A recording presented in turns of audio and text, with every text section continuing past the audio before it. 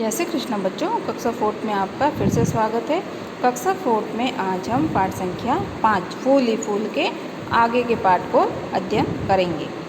पाठ का एक हिस्सा हमने पिछले वीडियो में पढ़ लिया था और थोड़ा दोहरान कर लेते हैं कि पिछले पाठ में हमने क्या क्या पढ़ा था। पिछले पाठ में हमने बच्चों गुलाब के फूल के बारे में पढ़ा था। एक खुशी नाम की बच्ची है, वो अपने पापा के साथ फूलों के बगीचे में घूमने गई थी। तो सबसे पहले उसे गुलाब से बातचीत हुई। गुलाब ने कहा कि मैं गुलाबी रंग का हूँ और मेरी पत्तियों से इत्र बनता है और गुलकंद भी बनता है, और मेरी फूलों का जो मेरा रस होता है वो तितलियाँ, मधुमक्खियाँ, कीट पतंगे ये सब अपना मेरे रस से अपना पेट भरती है। क्यों? क्योंकि इनका भोजन यही होता है, फूलों का रस। फिर खुशी थोड़ा आगे गई तो उसे सूरजमुखी का फूल दिखा। सूरजमुखी के फूल से भी बातें करी तो सूरजमुखी के फूल ने कहा कि मैं पीले रंग का हूँ और जैसे जैसे सूरज आसमान में ऊपर बढ़ता है वैसे वैसे ही मेरा मुख भी सूरज की तरफ हो जाता है। तो ये भी सूरजमुखी की विशेषता थी। और सूरजमुखी के फूलों के बीजों से क्या बनता है? तेल बनता है, जिसे हम खाने के काम में लेते हैं, है ना। और फिर हमने कमल के फूल के बारे में भी पढ़ा था। तो कमल का फूल जिस पर माँ सरस्वती जी विराजमान रहती हैं, है ना। और कमल के पत्ते बड़े होते हैं और कमल ककड़ी, कमल की जो डंडी है और कमल का जो पुष्पासन है उससे बहुत ही स्वादिष्ट सब्जी भी बनती है। तो आइए पाठ को आगे पढ़ते हैं। मधुमक्खी अच्छी है। मधुमक्खी क्या है? अच्छी है। अब अच्छी कैसे है पढ़ेंगे जब पता चलेगा। देखते हैं।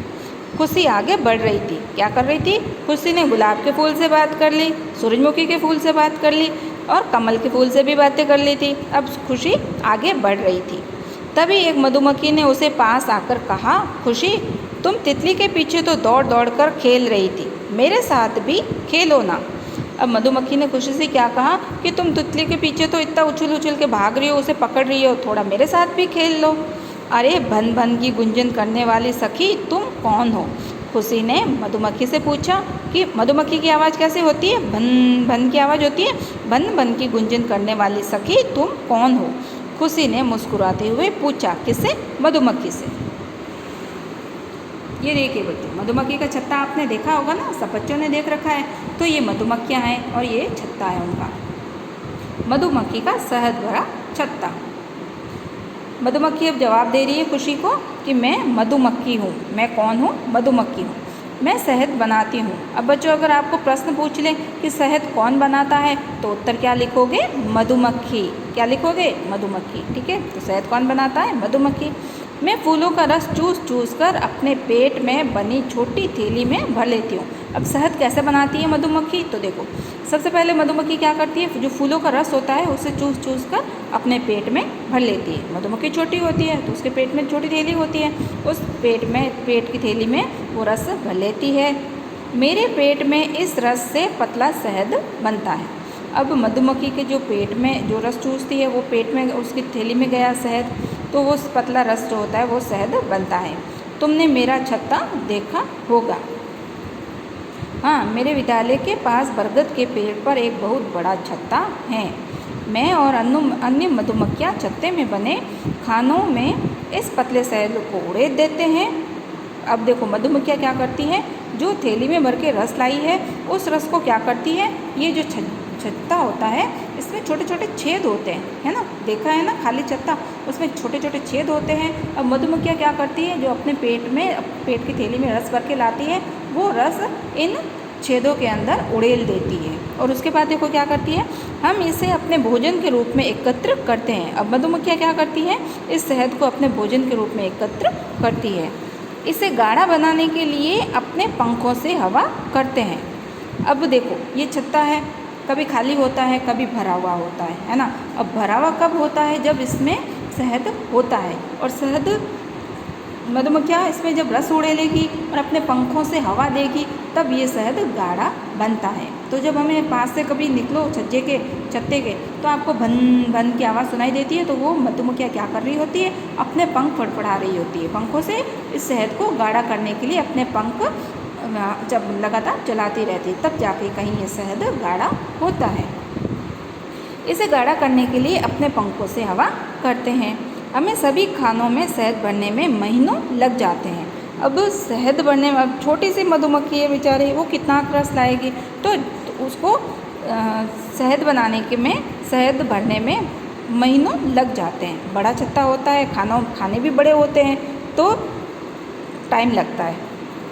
अरे वाह मधुमक्खी बहन, तुम हमें मीठा शहद देती हो, तुम तो बहुत अच्छी हो। अब शहद कैसा होता है? मीठा होता है। तो मधुमक्खी को खुशी ने क्या दिया? धन्यवाद कि तुम हमें शहद देती हो, तुम बहुत अच्छी हो।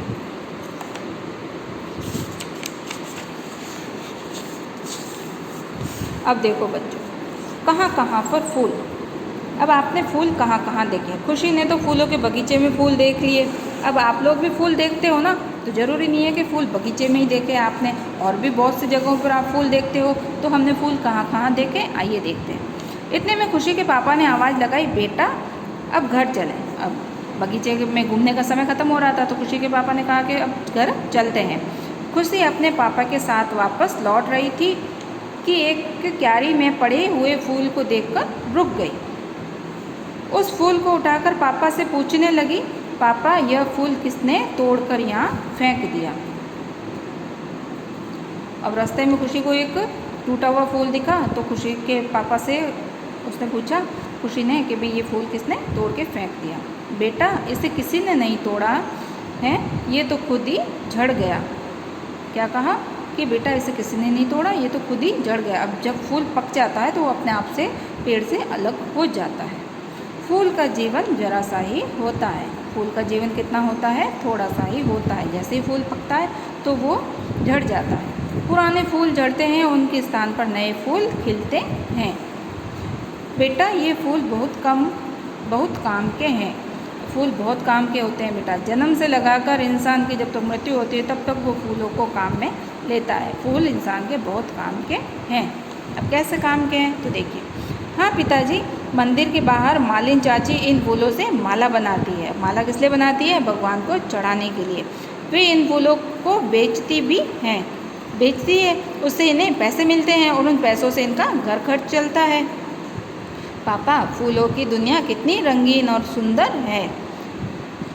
मेरी फ्रॉक पर भी फूल हैं। क्या है? मेरी फ्रॉक पर भी फूल हैं। पर्दों पर, दीवारों पर, सब जगह फूल के चित्र बने हुए होते हैं, है ना। हमारे आसपास पर्दों पे, हमारे कपड़ों पे, हमारे बेड शीट्स पे, चादरों पे, कप प्लेट्स पे, है ना। तो हम चारों तरफ हमारे फूल ही फूल दिखाई देते हैं। ऐसे ही बातें करते करते खुशी घर पहुंच गई। अब देखो बच्चों, आपने इस पाठ से क्या सीखा? कि फूल कई तरह के होते हैं। क्या सीखा? कि फूल कई तरह के होते हैं। हमने भी पाठ में पढ़ा, गुलाब का फूल, सूरजमुखी का फूल, कमल का फूल, है ना। फूल हमारे कई काम आते हैं। फूल भगवान को चढ़ाने में, और अगर कोई इंसान गुजर गया है तो उसको भी फूल अर्पण किए जाते हैं, उस पर भी फूल चढ़ाए, उन पर भी फूल चढ़ाए जाते हैं, और फूलों से माला बनाई जाती है। फूल खाने के काम आते हैं। तो फूलों के बहुत सारे काम होते हैं। फूल कई जीवों के जीवन का आधार है। अब देखो बच्चों, इस लाइन में क्या है कि फूल कई जीवों के जीवन का आधार है। अगर फूल नहीं होंगे तो क्या होगा? अगर फूल नहीं होंगे तो कीट पतंगे अपना भोजन कैसे बनाएंगे, और अगर फूल नहीं होंगे तो वो भूख के मारे मर जाएंगे। अगर हमें अनाज नहीं मिलेगा, मनुष्य को अनाज नहीं मिलेगा तो क्या होगा? वो ज़्यादा दिन तक जीवित नहीं रह सकेंगे। वैसे ही जो जीव होते हैं, कीट पतंगे हैं, तितलियां हैं, मधुमक्खियां हैं, तो इनका भी जीवन का आधार क्या है? फूल। मधुमक्खियां शहद बनाती है। मधुमक्खियां क्या बनाती हैं? शहद। अगर प्रश्न ये आ जाए कि शहद कौन बनाता है तो उत्तर लिखोगे मधुमक्खियां। तो मधुमक्खियां शहद बनाती हैं।